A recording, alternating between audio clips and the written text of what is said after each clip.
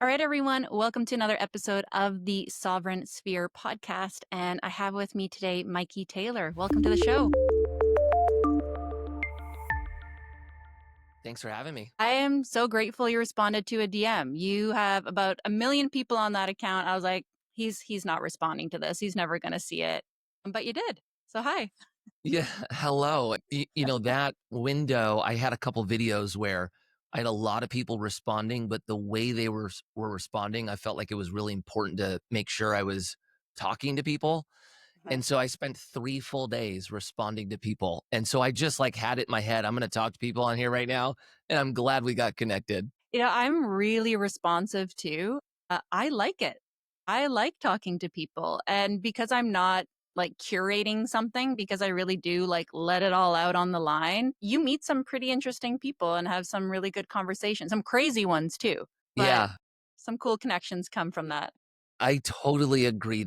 I was really bummed when my accounts got to the point where if a video kind of took off, the response was so heavy that you were like, I don't know how to even do this anymore. There's just too many people. And so that was the only bummer. Like when my accounts were smaller, I loved the types of conversations you could have because it felt like you had depth in your DMs. I do miss that at times with the frequency of messages that come in now. But that's not, I hate to complain on that. I'm very grateful for it as well. Yeah. Yeah. You just can't get to all of them at some Yeah, point. it's hard. Yeah.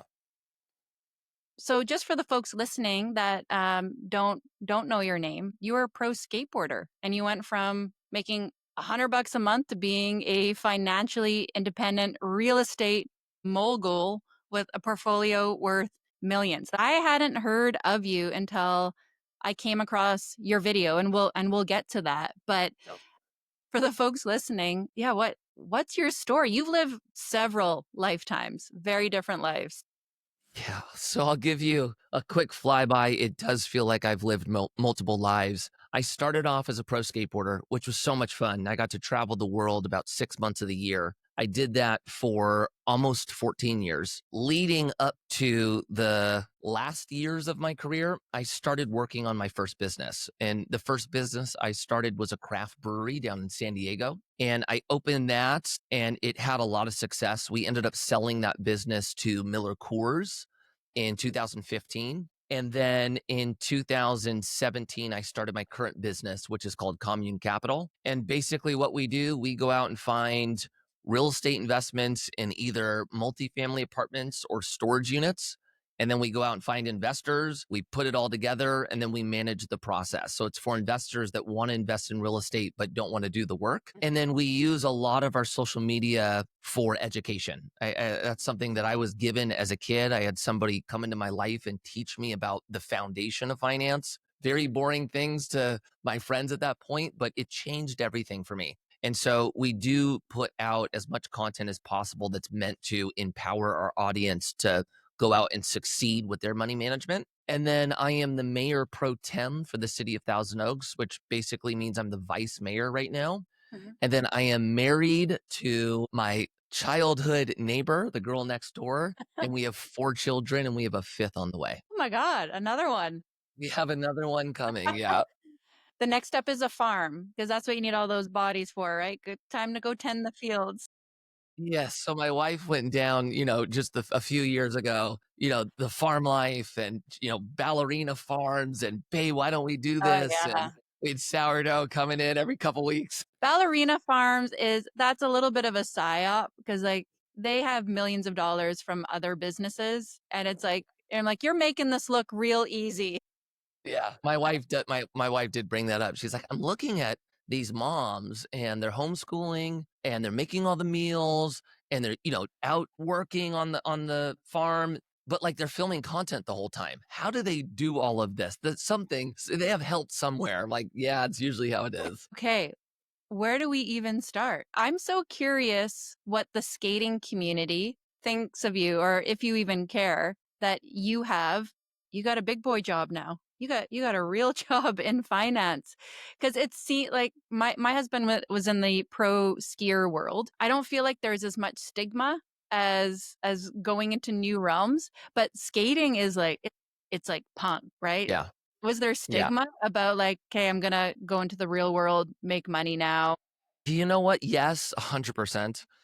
But my first business, it was interesting because since it was in the craft beer industry, it was totally accepted. Like beer Yeah. and skateboarding, there was nothing weird there. And so I didn't get a lot of blowback with my first business.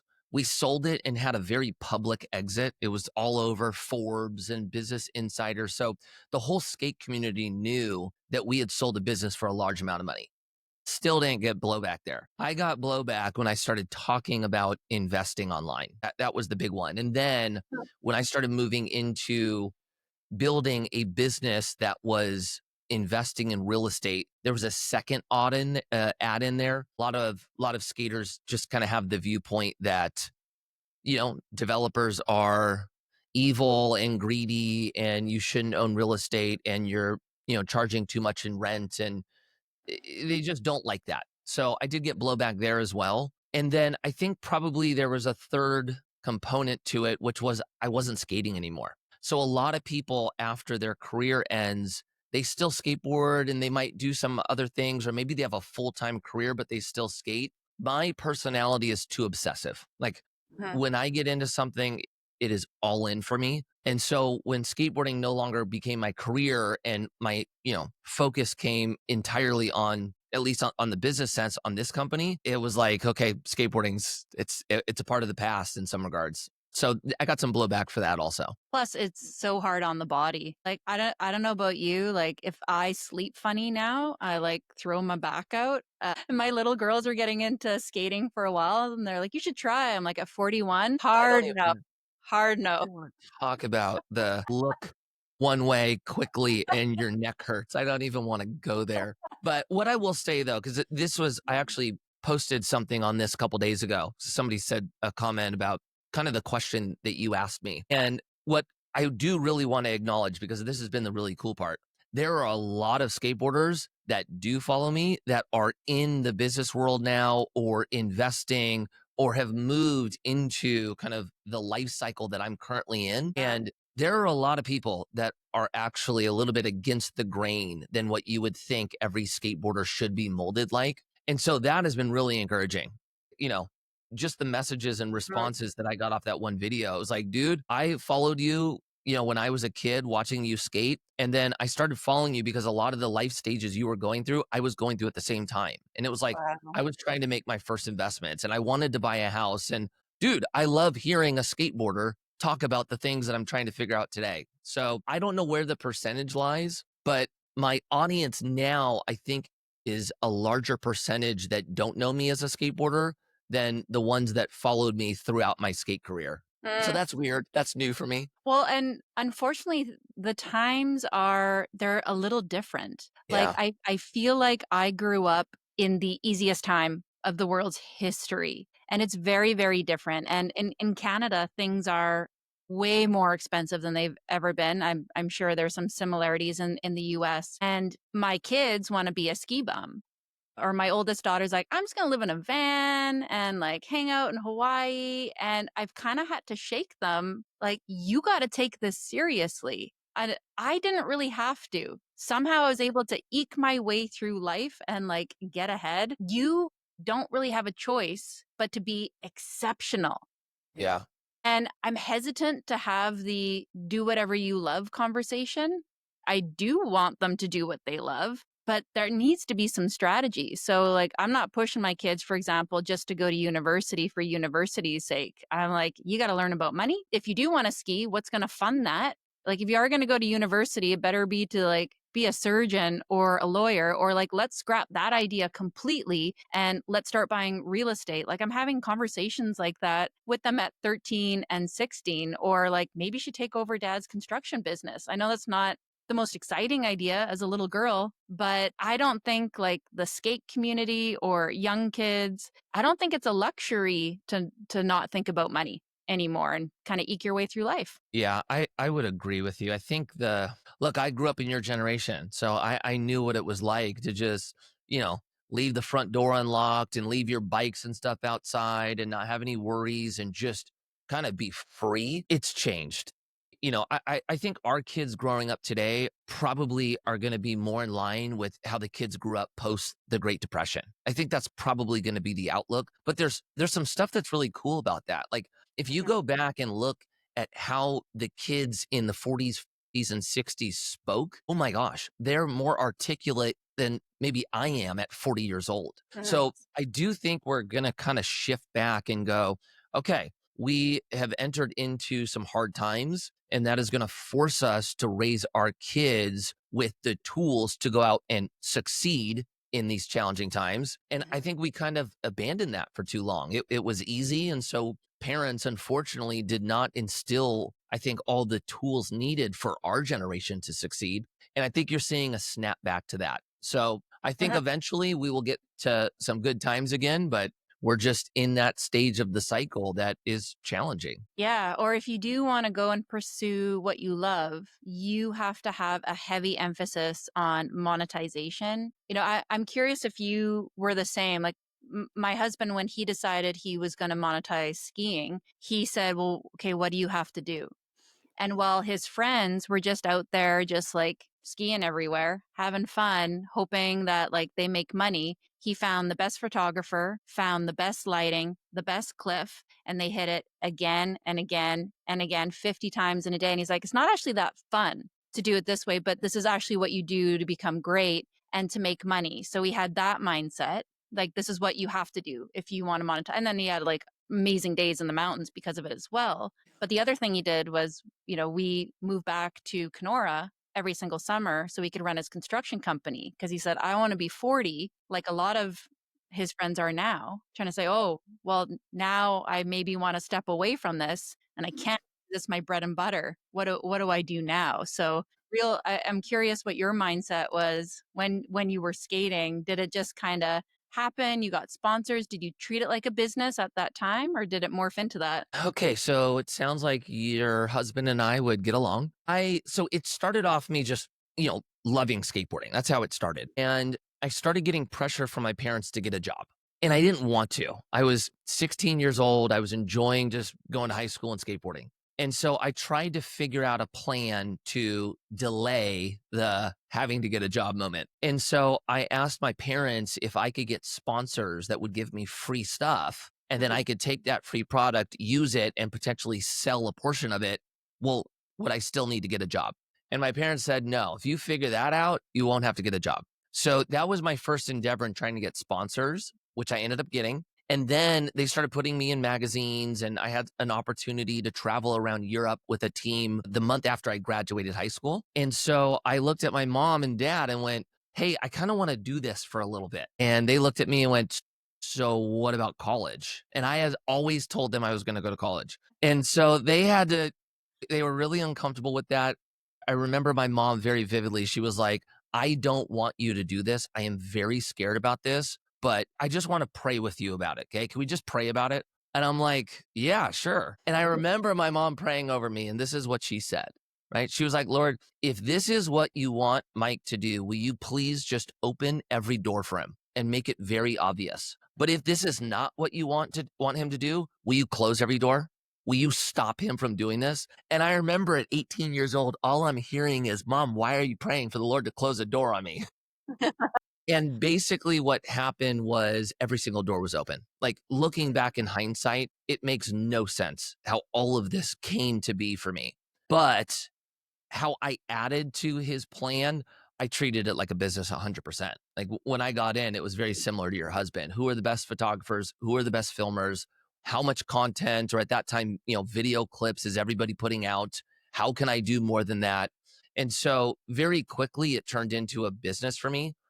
And I love that about it. When I started working on my own shoe designs and then having to figure out how to match the marketing with it and resonate with my audience, which then resulted in more shoe sales, which resulted in more money. I loved that whole side of it. And so I think that's probably why I had such a long career. And I think it's also why when my career ended, it was so hard for me to just skate again because I was so in love with the business side that when the business ended, it felt like a lot of the love ended as well, if that makes sense. Mhm. And yeah, I know when Dan stopped skiing, he's not an emotional person. he just kind of flipped the switch, like, I'm done and this chapter is over. And that really just, we came to that point because we had lost so many friends in that industry, probably like 40, 50 plus people at this point. Passing, And passing away.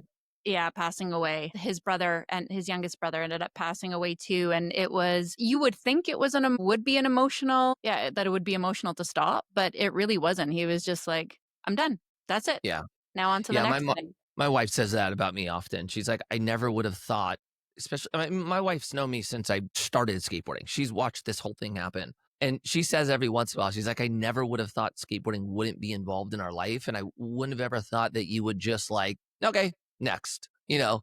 But I don't know, part of me feels like I'll unpack this later, but later on in life. But part of me wonders if like what I needed to do to like actually move out of an industry like that was just put all my time into the next thing so that I was so busy that I didn't even have to spend time missing it. That could be somewhere in there that I haven't unpacked. I don't Yeah. know.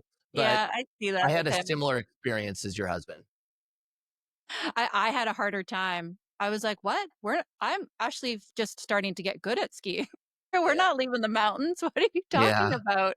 Yeah. My wife was the same. My wife didn't skateboard, but she was now friends with, all the skaters' girlfriends or wives. And, that was hard for her to just, okay, now we're in private Oh, equity real man. estate. Well, it's fun because at that time, Dan and I had very little money, and well, to live out west too, it costs a lot of money. I remember we Right. bought our first house for 500 grand, and we bought it, and we looked at each other, and we said, "Oh my God, we don't have a dollar for furniture." Like, Yeah. that's everything we had, like, so broke, but you live like millionaires because you go, like, to all the fancy parties and hotels, and they fly you around, and but, like, at that time, we were just, like, we were ski bums, we were just skids, and we're like, "We just get what? We just get to have fun Yeah. and live this Right. lifestyle?"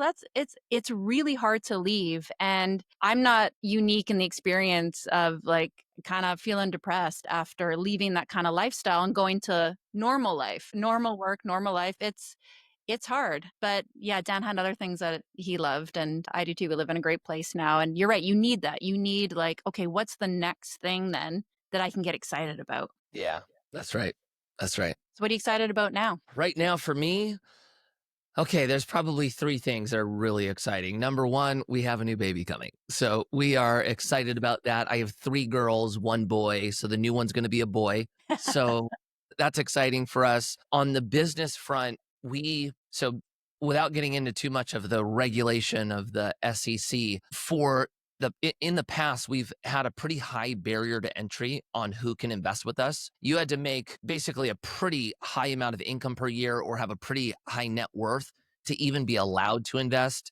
And then the amount you invested was actually pretty high as well. And that was always a little bit frustrating for me because I always wanted to create a company where as many people could participate and own real estate as possible. That's always what I wanted. And so we just launched a new offering where you don't have to have the qualifications that you've had in the past. And we made the minimum investment $5,000 so that if there's somebody who always wanted to get into owning apartment buildings or storage units, but didn't qualify or didn't have $100 to $250,000 to meet the minimum investment, now they could potentially get in if it's a good fit for them. And so we just launched that 2 weeks ago. So we're really excited about that one. And then I would say, other than that, man, my oldest daughter just turned 13. That's I don't know if I could say I'm excited about that, but that is taking a lot of brain space right now. Well, I'm actually really jealous that you're having a baby because mine are at that 13 and 16-year mark. And I've been so surprised about the midlife crisis feels that have been hitting me. It just Right. like when my littlest turned 13, it was this feeling of, oh my God, they actually grow up. No, Yeah. this is horrible. And I'm like, Dan, Yeah. we gotta have more kids. I can't go through this pain. And he just hard knowed me. So I'm a little bit jealous that you're going down that path again. But that it's weird. When they're little, in the back of your head they're gonna keep growing up. But when it actually happens, you're like, oh no, no, they do. Yeah. I know. My oldest, when she turned 10, I remember 2 days before she turned 10, she had a list. And she was like, these are all the things I'm gonna be now that I'm 10.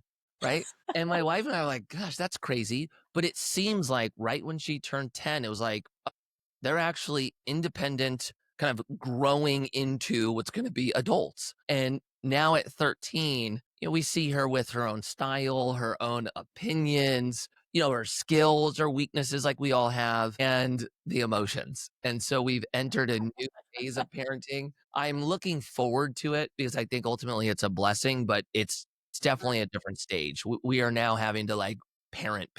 I'm starting to think that parenting is simpler than we think. The one thing that makes you a good parent that almost nobody does is you just need to spend a lot of time with them. And a lot of parents don't. Like, I have to admit, I'm going hunting for 4 days. I don't actually really like hunting, but I love spending the time with everybody Yeah. off grid, no distractions. I think that's a blessing of living where we live. There's lots of opportunities for me to still force my girls to hang out with me, camping Yeah. trips, like in the boat, like being outside. And I think we're really distracted now. And yeah, even the emotions are tough and fighting with teenagers, not so easy. But at the end of the day, if you just spend a lot of time with them and love them, you'll get through those parts. Yeah. That's good. We did notice that. We started homeschooling our kids about 4 years ago, Hmm. and it's a lot of time now with them, but the cool part is even when I go to trips, like, I can bring the whole family with me. Like, there's no, like, "Oh, they gotta be at school today." We can go do that on the road. So I would agree with you. The amount of time we're spending with the kids is pretty cool, especially going through the first half with my oldest kids where that wasn't the case. I think that's been a huge value add for our family.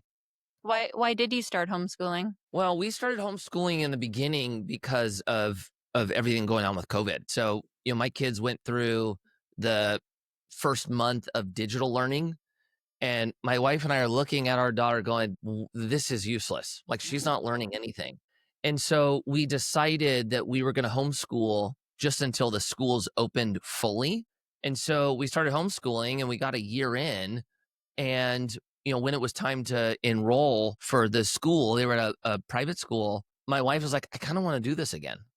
I'm Hmm. like, "Okay, let's do this." And then we did it again. And then by year 3, we had gotten to the point where we really started unschooling ourselves because that's the hardest dynamic for parents that have gone through school the traditional way. And then how you homeschool kids, it is so different. And so you feel like you're doing something wrong as a parent because they're not learning at the same milestones that we were told we need to learn at. And that was hard to shake off. And so I would say probably the end of year 3, we started feeling pretty confident in what we were doing. And we kind of got to a point where we were like, okay, we're all in on this. Like, there's no, like, testing the waters and we could go throw them back. Let's make this work. And so I would say this year has been the best year we've done it so far.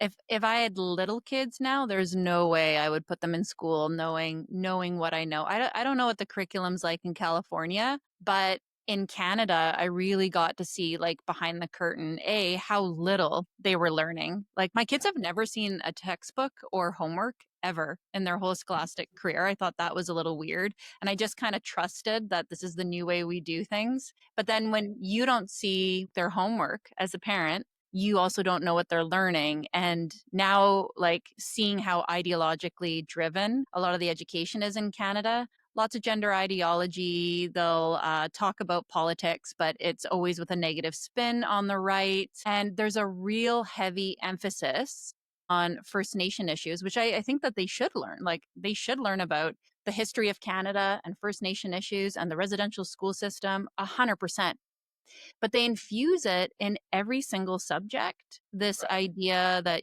we have colonized people. So there's so much to learn with history. My kids' only understanding of history right now is is identity politics. Mm. And I've asked them, like, have you ever learned about Stalin? Have you ever learned about Mao? Nope, nope, nope. So yeah, long story short, they're old enough that they come home, they tell me what they're learning, and I'm like, no, that's not correct. Yeah. And I unschool. But Yeah. I was, to tell you the truth, like, growing up for me, I had friends later on in life that were homeschooled. And, like, I remember looking at them, like, at 20, I loved them, but I was always like, "There's something weird about you." Like, there was something I was like, We just didn't kind of go through the same process. And so I was always concerned about the social side of things. Like, are my kids spending time with other kids? Are they learning conflict resolution? That was more of the side of homeschooling that I was kind of more concerned about. On what they actually learned, I wasn't. Because for me personally, going through school, I just wanted to know how to succeed in life, right? Like, Mhm. okay, are you guys teaching me how to start a business, how to make money, how to get like what am I learning here? And I didn't really take any of the tools I learned in school to apply to what I'm doing today. Almost none of it. And so I kind of took the approach of looking at my kids and I went, okay, if, you want to be like you mentioned, an attorney or a doctor or you're more of an engineer, okay, we might find a, college that will fit that for you. But if not, I felt pretty confident that I was going to be able to give them all the tools they needed to go Mhm. out and if they wanted to just work at a company, they were going to have the skill set to succeed there. If they wanted to start a business, I'm going to show them how to do that. We're going to teach them sales. We're going to teach them marketing. We're going to teach them operations. We're going to teach them how to invest. And I felt like the skill set we provided them would actually be beyond what the school was capable of doing. But what I've seen now on the homeschooling side here, it has exploded, like Mhm. absolutely exploded. So the amount of kids they hang out with today, I think is actually more so than when they were at school, which Mhm. took the whole social concern off the table for me. So we like what we're doing. Now looking back, we wouldn't have started the kids in school. We would have just done this from the beginning, knowing what I know now. But I get it. Like me hearing about people homeschooling when we had our kids in school, I don't know if I would have said, "Oh yeah, that sounds awesome. I'll go do it." Like I had to kind of change to get to the viewpoint I'm at now, and now I would never do it differently. Oh, yeah, the homeschool kids were the weird kids for sure, but Yeah. now when you talk about being socialized, I'm like, I don't want them to be socialized. I don't want them being like most of the kids in school. And you know what, too? Like I think I'm okay with them being different. Me growing up, I was always like, "Oh yeah, why do I want to be the different kid? I want to be the kid that's like everybody else and is liked and all of that game." But what I've learned as I've gotten older, maybe a tad bit of wisdom, why do we want to be like everybody else? Like that sounds miserable. Like we're built to be unique and we all have kind of different skill sets. And if my daughter or my daughters or my son can look different than the world or different than culture, I think that's actually a positive. I do not think that's a negative. Mhm. It's funny what's different now too. Like, I don't know, if you wanted to be different in school, when we were growing up, you were punk, right? You had like the septum piercing and you look goth. Everybody looks like that now. If you want to be different, you're a conservative Christian. Isn't that interesting? I didn't think I would see a point in my life where conservatives became counterculture. It's just that's not what it was like when I was a kid, you know? Well, and I find it very hard to live in reality and to just go out amongst everyday people. I'm in media, so I'm deep diving this stuff all the time, but just seeing the spin that's put on people that think a certain way, that want to homeschool their kids, that believe in God, that believe in biology, that believe in budgets, like things that like aren't actually all that crazy to be vilified as one way. Like Canadians love to vilify not only the right, but like, oh, the American right. It's mega everything. And any politician here on the right, like, we'll call them maple megas. And like, what does that even mean? Like, because we want a budget? Uh, I don't think that's unique to Canadians. I think that's actually kind of humans in general, right? Like if we put people in boxes, it makes it a lot easier in some regards because, if you're not like me, I'm going to put you over there in that category. And then I don't even have to contend with you or do life with you. It's just you're over there and I'm over here. And I think, unfortunately, I've been thinking about this a lot. Us growing up, we were always taught about the three things you never talk about at the dinner table, right? You never talk about God. You never talk about politics. You never talk about money. Those were the taboos that were not allowed to be spoken of. And I think that's set us up for failure today because we have forgotten how to have a conversation with even our loved ones with something that we disagree on or something that we have a different view on. And without actually having those tools to have a conversation without being triggered and want to explode, we're in this situation today where we don't even talk to one another. And I think we actually have to start normalizing that. Like if somebody puts you in a box, I think you need to get very comfortable knowing what you believe in and attempting to the best of your ability to challenge them on it. Yeah, why do you think that? Let's dive deep on that. Can you give me an exact example? And if they're able to, try to bring it to the core of the issue and then start discussing the core. And probably the most important thing I think we can all remember is when you have a relationship with somebody, it's hard to hate them. And so Uh-huh. try to the best of your ability to build relationships with the people that think differently than you. Because then when you're in a discussion with them, you're not just going to go straight for, you know, the throat and try to slam them on a point. Like you go in with way more nuance and balance because you actually care about the person. You don't want to hurt their feelings. And so I think that's, if I'm hopeful for anything, I think inevitably we have to get there again. I just think it's going to be challenging for us to all learn this again. It is. It's something that I intentionally try to, and it's hard. It's hard. Like I have a really good friend that I podcast with on Friday, and he's like, "Let's consistently bring on like my liberal friend." I'm like, honestly, it's gonna be hard, but like let's do it. The problem is, I have a lot of experience in this, like running different events where we're trying to get speakers from both sides. People are gonna get mad at me for saying this, but the right welcomes a lot of these speakers on the left. The left will not come. They will not come. Like the pressure for cancel culture is way heavier on one side. I wish I could say it's even. Everybody does it. It's happening way more on the left. So I don't know how to get around that because I do see a lot of conservative leaning media like let's have a discussion and the left won't. Yeah, I think that will work itself out. If I were to give advice to anybody, let's just talk on the political side right now. Keep inviting them, keep Mhm. inviting them. You will get to a point where politically speaking, if we're at least speaking to the left for your example, they will get to the point where they have to start showing up. You can't build support if you have one side that is constantly inviting you, welcoming discussion, and the other side is not. Politically speaking, they will be forced to figure out how to talk again and okay being on stage with somebody different than them. So I think that will work its way out. But yeah, that's what it feels like right now. Maybe on the alternative media side, podcasts, you see a little bit more of that. Mhm. But I do think that will work its way out, actually. I think it has to, or I don't think there's going to be a contest anymore. Yeah. Well, I did a video about Charlie Kirk saying it was all right if you disagreed with him, but everyone should get on board with how he did things. I think we should all agree that how he did it face to face and respectfully, sometimes it got heated, but I would say in general, respectfully, we should all get on board with how he did things. And a lot of people aren't willing to do that. It's hard. I think it goes back to how we were taught. And then I think social media has intensified it.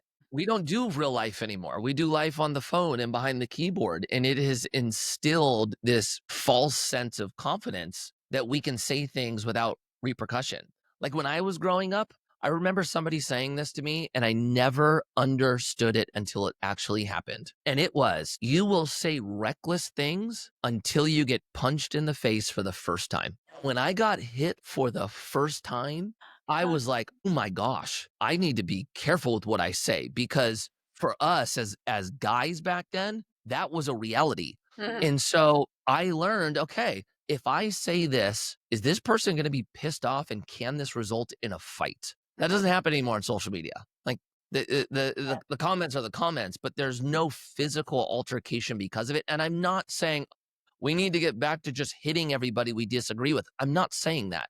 I don't know. I'm I like saying where that this is going. I we, think it would fix a lot.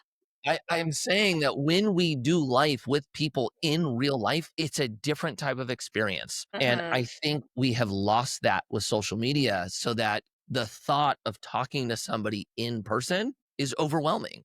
And then I Mhm. think the other part of it is you're not just talking in person, right? You're talking in person with a film crew behind you. And then you go through what if I say something wrong? Will the whole internet laugh at me? Mhm. There's a lot of responsibility right now with this, but I think more and more people are realizing the importance of it. and are taking the risk of looking silly and looking stupid for the potential positive outcome of we got to figure out how to do this again. Like we can't just hate the person who thinks different than us. We have to figure out how to live together.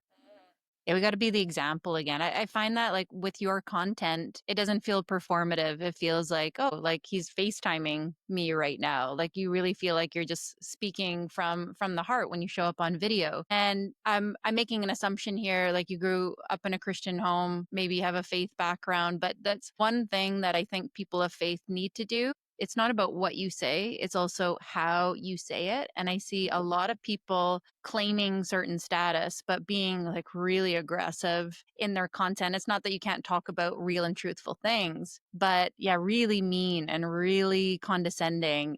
Whenever I see that content, I think we got to be careful about how, yeah, our way of being with people, because we actually have to win people over. Yeah, I totally agree with you. I think that's one of the examples of social media that's negative is the algorithm actually promotes the negative behavior that you're talking about.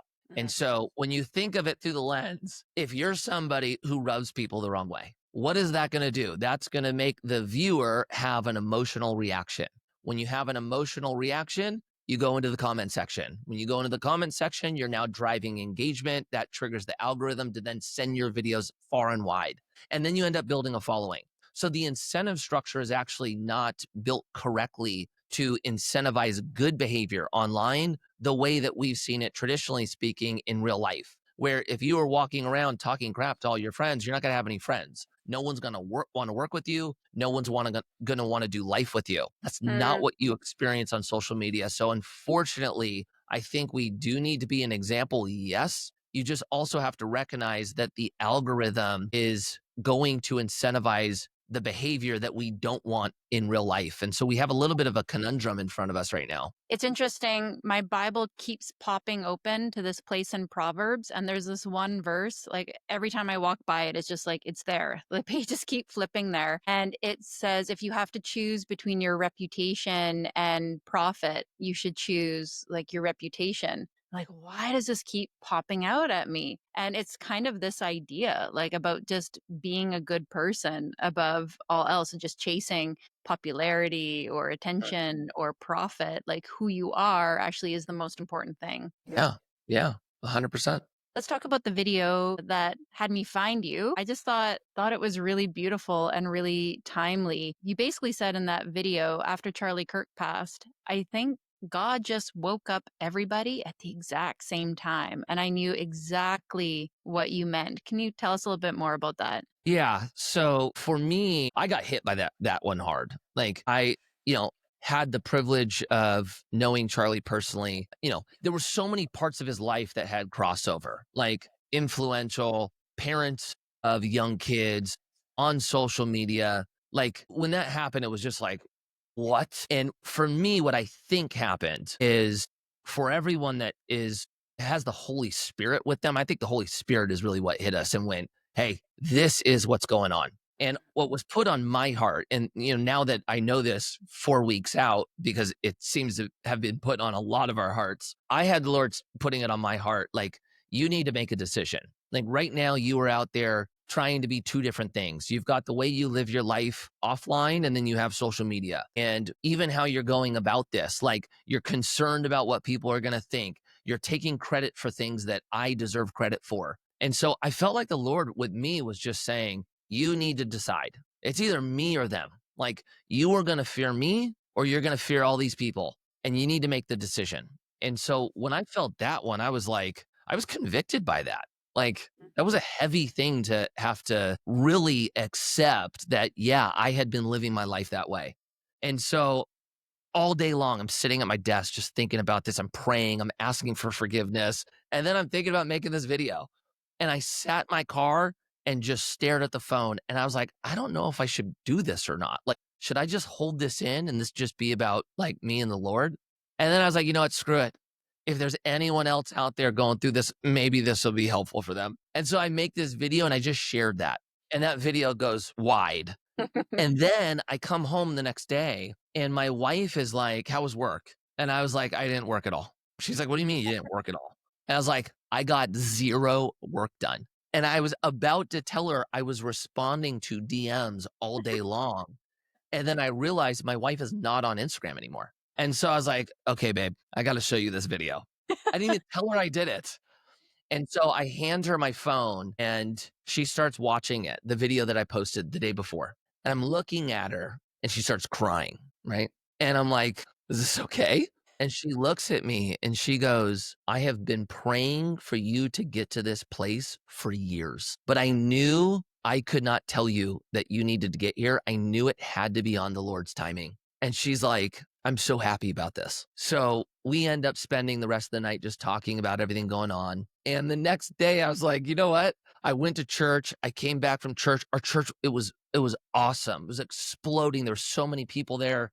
I started calling friends to see if they were experiencing the same thing. It was the same. And so I just like got on there to make a video and I was going on to talk about how Sunday was. And I just decided to share what my wife's response was to the video. And then that video went like super viral. And I had 140,000 new followers come in from that one video. And the DMs were in the thousands. And so then I spent the next 4 days not working again and just responding to DMs. And it was really cool. And the reason why I decided to do that was the type of messages I was getting was people going, I feel the same way. I'm going through the same thing. And that's what built confidence or encouragement in me.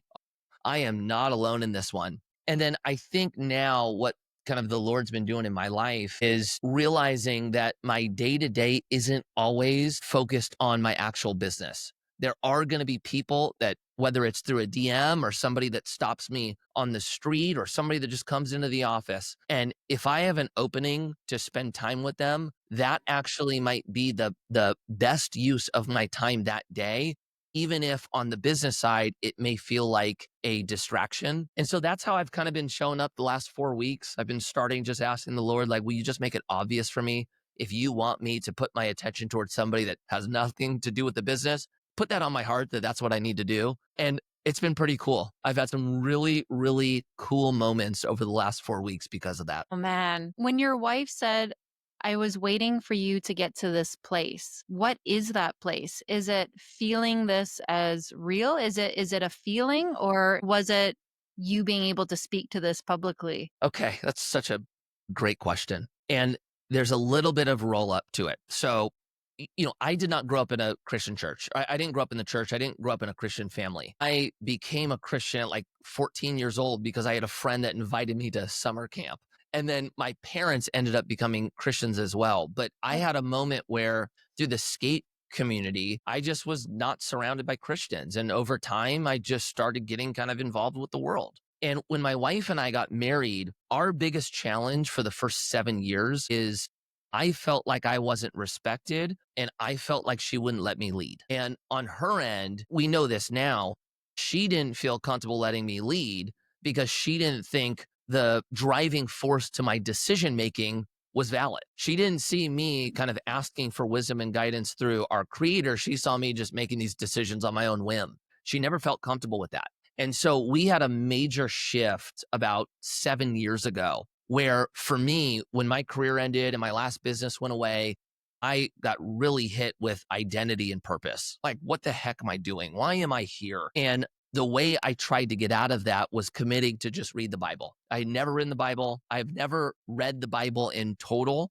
And so I read the whole thing in a year. And without realizing it, my wife started feeling way more comfortable with the person that I was becoming because she saw my decisions being based on wisdom as opposed to my just thoughts and feelings. And that was a major reshift in our marriage. What my wife meant by the video and her saying, I've been praying for you to become this person for the last 3 years. What she meant was, and this will sum it up, 3 months prior to that video, she said something along the lines of this. I was talking about this Blackstone grill I got and I was super excited about it. And I was telling my friend all the things about it and why you need to get it. And for me personally, when I'm into something, I can sell anything. It just happens naturally, right? And I finish, and my wife says this. It was so, I didn't even know what to do with it.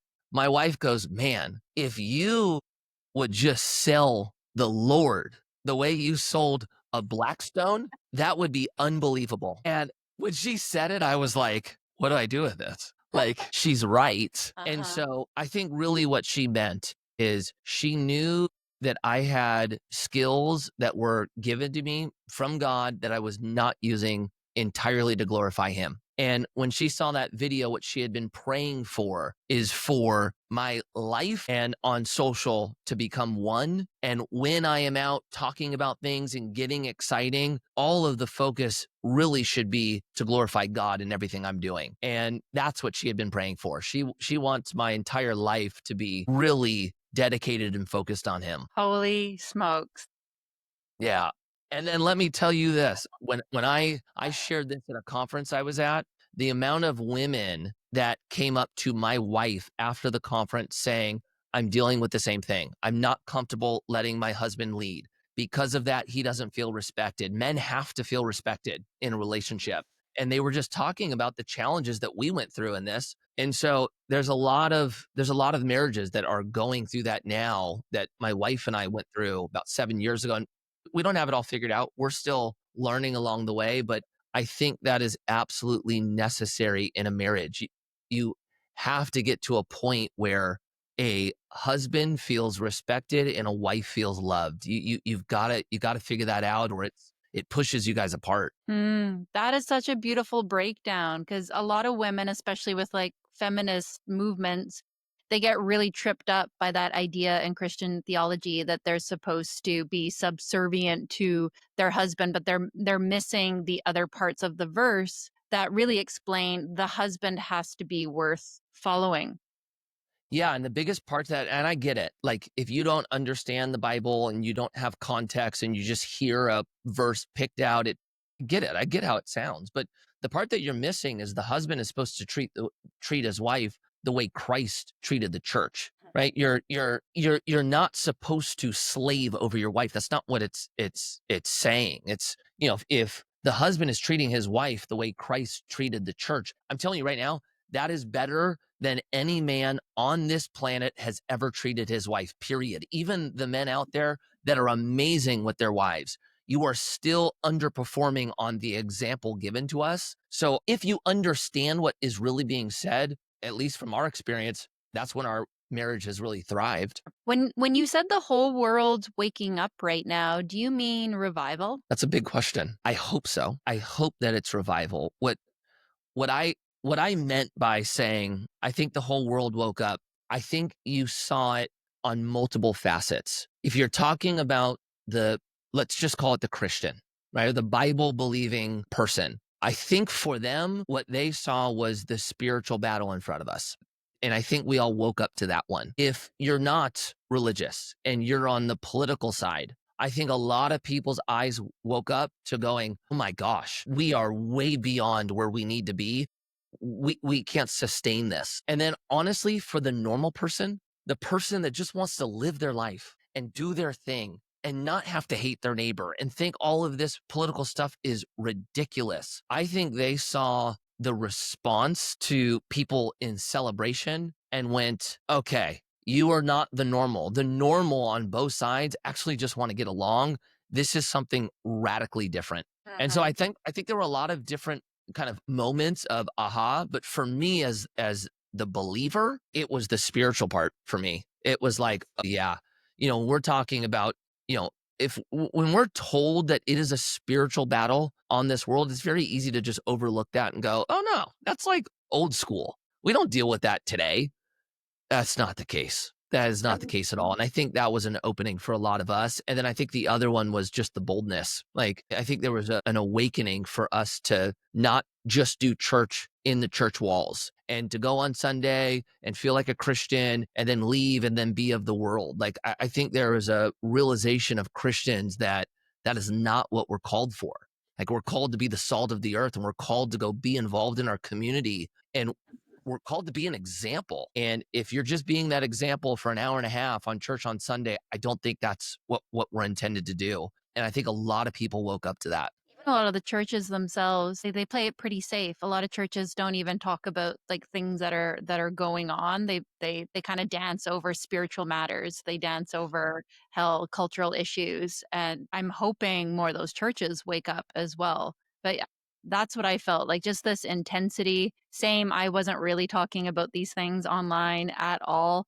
All the people pleasing just went out of my body Yeah. when when that happened, and I think it's a really good thing for the world, but I 100% agree with you. Same thing for me. I think it's a great thing.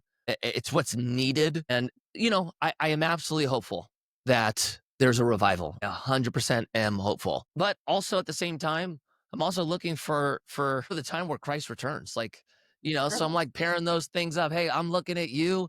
I hope that's soon. And if not, I pray for a revival, of course. I want our land to be healed. it feels intense, whatever it is, because I see, like, I see revival. I see in secular music so many Christian songs rising to the top. It wasn't like when we were kids, we had the worst Christian music ever to listen to. Now you can get, like, any genre, and it's amazing. You see, like, tons of youth, like, bubbling up in universities for, like, revival and worship. I tell my girls all the time, like, "You're so lucky to be around right now," when the Charlie Kirk ceremonies, and to see government officials praying, and to see Erica Kirk, like, forgive the assassin, being such a good example of this faith. But I pair that with the reality where I see this beautiful thing happening, and then I see this bubbling up of, like, the attack against that movement, and I think we're in for a ride. I think we're gonna see a lot Yeah. of good come from this, and we're gonna see a big kickback. So now really is the time just to get really rooted in who you really are, which Yeah. is who you are in the eyes of God. 100%. I think that this is something now, if we take that all the way back to the individual level, I think this is something that we should all be focused on. If you are not experiencing trial, if you're not experiencing the enemy jamming you up in your life, just ask yourself and pray, am I doing anything that even would force him to try to block, me from glorifying God? Or am I living my life where he's not even concerned about Mhm. me? That's probably something really important for us to really be mindful of, that if we're feeling a spiritual attack, we're feeling the enemy, doing things in our lives that are challenging, we're going through, anxiety, depression, insecurities. Well, that's not always a bad position, even though it feels that way. Because if you are going through a change in your life that's ultimately going to give more glory to the Lord or bring more people to him, yeah, the enemy doesn't like that. He does not want that to happen. And so I think that's a good way for us to be managing our current issues and encouraging ourselves if we are going through a heavy spiritual moment. And if everything's ripe, look, you could be doing everything and you're just in a moment of peace. I give blessing to that. But also ask yourself, am I doing anything that really causes the enemy to be concerned? Yeah, he tried to shut your microphone off today. Yeah, that's right. Yep, that's right. So I think that's something I'm going through, just so you guys know. I'm thinking about that. I'm praying for that a lot. I have a book for you. We're Which reading one? it so timely. It's called, Your Story Has a Villain. I just started reading it, and it's about just this. I Uh, love you are experiencing problems right now. Is that just life, or is that actually an attack? And it's a really interesting study on how you discern. Is this just life happening to me? If I'm not being attacked, is it because I'm doing something bad? I And love how to that. discern. I love Yeah. that. That's so good. All right, that'll be the next read. Mikey, thank you so much for your time today. I think our listeners hopefully got a lot out of that, whether they are faith led or addicted to sports or money or any of the things. I think you brought a lot to the table today. So just really appreciate your time and your radical honesty. It's really refreshing. Thank you. I appreciate you having me on, and thank you for sending me that message. Very much appreciate it. Have fun on your trip. Thank you. Thank you. Where should I send people if they want to learn more about what you do? If you want to check out anything I'm doing on social, you could just put in my name, Mikey Taylor, on all the platforms. And if you're interested in learning about how real estate works or even finance as a whole, You can check out our company. It's Commune Capital. That's the handle for all the platforms. And then from there, if you ever want to look at projects to invest with us, you'll have access to hit links and make your way there. Awesome. I'll make sure to link those up below. And you know what? As I say this, can I give just one last plug? Absolutely. We have a podcast called Life with Mikey, where we talk about a lot of this as well. So if you want to check into some of our long form content, Life with Mikey, we're on Apple, Spotify, and on YouTube as well. Amazing. I'll absolutely link those. Thank you so much. Thank you.